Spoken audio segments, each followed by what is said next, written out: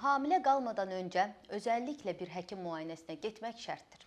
Yəni bu bizim üçün çox önəmlidir. Əlbəttə yurt dışında, xaricdə və ya başqa dövlətlərin hamısında insanlar hamilə olmadan əvvəl bir həkim müayinəsindən keçərlər. Biz də əlbəttə ki istəyirik. Yəni artıq gerçəkdən də hamilə qalmadan öncə sağlıqlıyam mı, sağlıqlı deyiləmmi?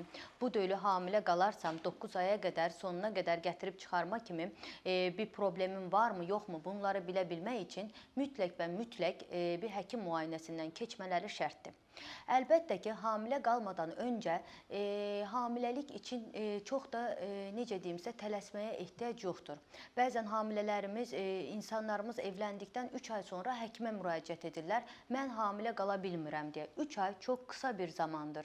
Mütləq və mütləq 1 ilə qədər gözləməmiz şərtdir. Əgər 1 il içərisində hamiləlik oluşmazsa və ya hamilə qala bilməzsəniz, o zaman həkim müayinəsinə gedəcəksiniz.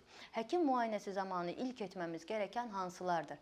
Əlbəttə ki, bir uşaqlıq və yumurtalığın dəyərləndirilməsi, menstrual siklın normal olub olmaması və ya yoldaşında bir problem olub olmaması bunları görəcəyik. Əgər bunların hamısı normaldırsa və bir il içərisində hamiləlik oluşmamışsa, o zaman tədavi yöntəmlərimiz dediyimiz əvvəl dərman tədavisi, daha sonra əgər əlbəttə ki onunla 6 ay müddətində bir başarı əldə edə bilməsək, ondan sonra iynə və necə dediyim aşılama və ya süni mayalanmaya qədər gedə bilərik.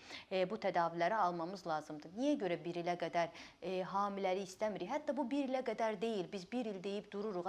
1 ilə qədər hamilə qalmazsa bir problemin olub olmadığını görməmiz üçün. Amma əslinə qalarsa tədaviyə başlamamız 5 ilə qədərdir. 5 il içərisində hamiləlik oluşmazsa, o zaman bu tədavilərə süni mayalanma və ya aşılama dediyimiz tədavi yöntəmlərinə başvurmamız lazımdır.